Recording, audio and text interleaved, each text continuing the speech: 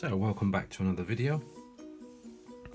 Today we're going to be looking at Daniel Smith's green Apatite genuine paint, and I'm really interested. Let's have a quick look at the colours here. Really interested in this Primatech series, and I've been using this green Apatite genuine just for a little while now. I absolutely love the granulating properties of it. Absolutely fantastic, beautiful paint, natural, mineral, genuine. Daniel Smith says the Primatech series, unique colours made with authentic mineral pigments. Well, I got to thinking about that, and so I went outside and I found some stones and some minerals, and I smashed them up a bit, ground them down to a fine powder, and created my own paint. I just going to share that with you. You may have seen one of my previous videos where I'm actually making that paint. This is the green that I made up. I've called it Green Earth Mineral. It was made up from PBR7, which is burnt sienna, a Sennelier mixture, which comes like this, finely ground. Sennelier, very well known watercolour and all kinds of art material maker. I used to demonstrate for them many years ago, well 25 years ago, their pastel line, Sennelier pastels. But anyway, that's another story. And here also more dry pigment and that ultramarine deep. So I popped those two together. That's PB29, and then added some amazingly underrated, I think, brusho, some of the yellow to it as well, which looks like this. Let's have a look at the brusho yellow. Doesn't look much like yellow, but it was. So I added some of that to it and give it a mix, and it came out with this. And I made up my own paints, as we say. So I'm just going to test out some transparency. I'm very excited to see how these two perform against each other. So on the left hand side I'll be doing the Daniel Smith Green Apatite Genuine, and on this right hand side I shall be popping in my own made up paint based around Sennelier. So let's mix up some pigment here, which we've already got quite a liquidy pigment. Let's try and get a nice consistency on this.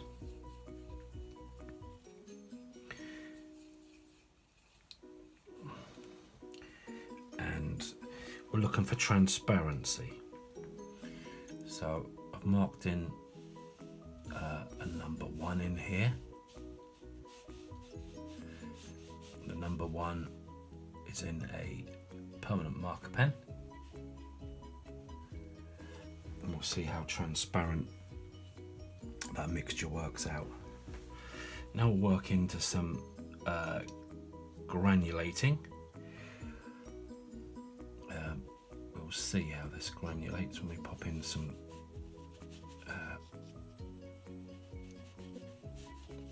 stronger mixture.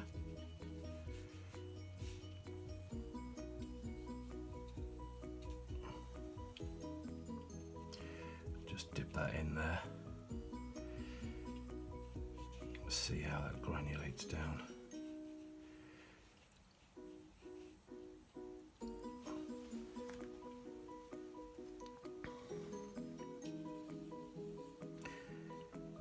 On a graded wash,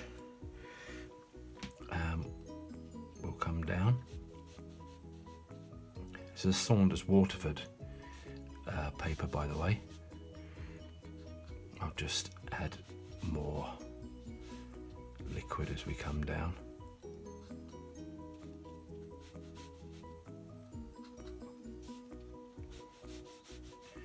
So we kind of get that wash gradiated, coming down from dark to light. Could probably go a bit darker in the top here.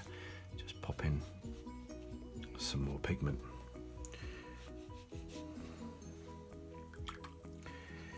Okay, and the glaze I'm going to do, so I'll just pop on a quick mix here across, and then when that's dry, we'll go across it again and see how that glazes with a different colour.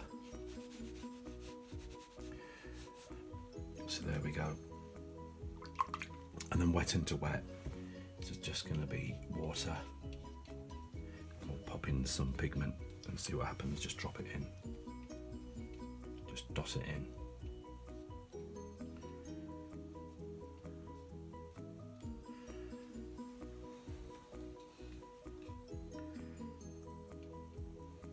Now I'm also interested in the pigment itself, in terms of when it comes out quite neat. So here's some straight out of the tube. I'll just pop some on the edge here, so it's quite thick as we know, this paint coming out, just to get rid of some of the excess moisture. Just have a little mix up here on the edge. Let's have a look at this wet into wet here. And we go in a bit darker. See what happens. You can see beautiful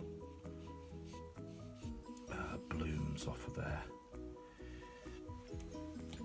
And as this is slightly gradiated itself, we're about a 10-degree incline, this should blend and bleed in nicely as it goes along. So just add some more pigment in there. We'll get rid of that and let it do its own thing. I just want to encourage it a bit here and see what happens. All very liquidy at the moment. Okay, that's done those. We'll just leave that to do its own thing as we go along. A bit of encouragement here. Okay, so we're going to have a go now with the Green Earth Mineral, the homemade colour. Let's get this mixed up. It's actually got a leaf in it there from earlier, so we'll mix this up.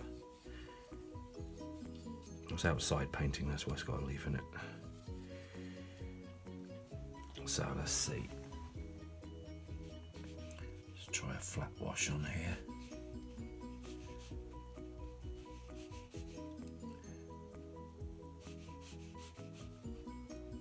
That's gone on nicely. Gradiated wash, or granulating wash rather, not gradiated. Will encourage us to go down.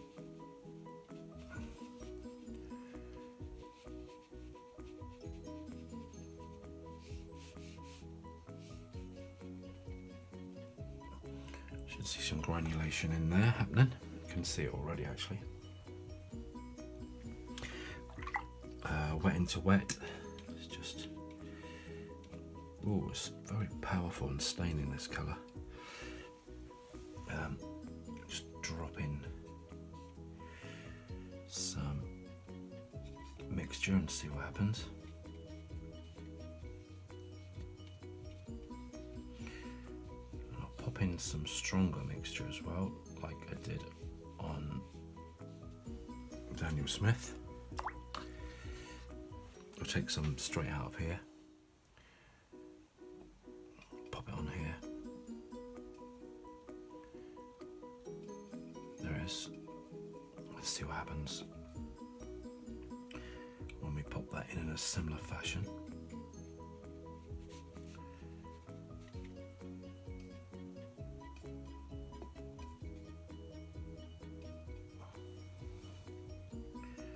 Again, it's a powerful, it's almost like a golden green. Okay, it's doing its own things. Wet into wet.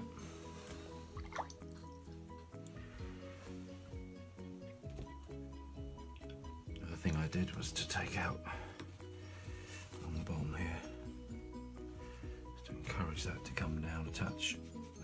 It also went up here, if I recall. You can never precisely replicate these these little tests.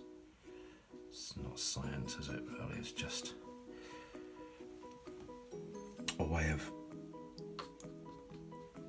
evaluating different colours and what they can and can't do. Let's have a look at a graded wash. We'll start out in reverse, I think. Quite light, go a bit darker as we go up. Darker still.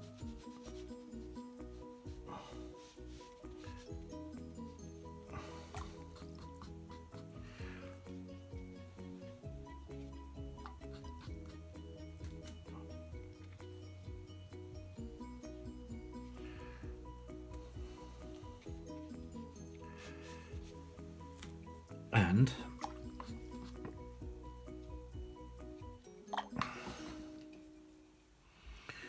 finally, let's just pop in some of this again. Touch more pigment at the top.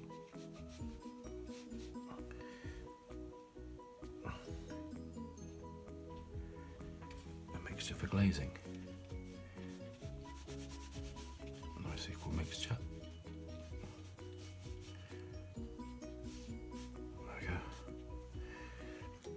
See what happens next. So most of these are dry now. This is definitely dry here for the glazing. I've been doing a little bit of research on this colour. So it was only created yesterday, my green earth mineral, and what I've found is really interesting. It looks like it's very similar to PY129, which is a green gold. On the Daniel Smith chart, the green gold is here, rich green gold, PY129, and it's got similar qualities, except this is kind of browner, slightly leaning towards the brown green. Anyway, just thought I'd share that with you. Here we have some ultramarine deep Sennelier, handmade, and I'm just going to run a quick, so 1, 2, 3 across there, that's it. And yeah, glazing looks good. You see the gold is certainly coming out under there. That's holding up. Going towards a blue green. It's going towards a blue yellow. So what does it tell us? Well, there wasn't a comparison in many ways to see which was best. It's not that at all. We can see on the wet into wet, lovely granulation here in the Daniel Smith green Apatite genuine, but again we've got lots of granulation going on here in the wet into wet, and we can see it here starting to granulate. Gradiated washes, it's very similar performance. Transparent flat wash, again similar, probably darker staining qualities there.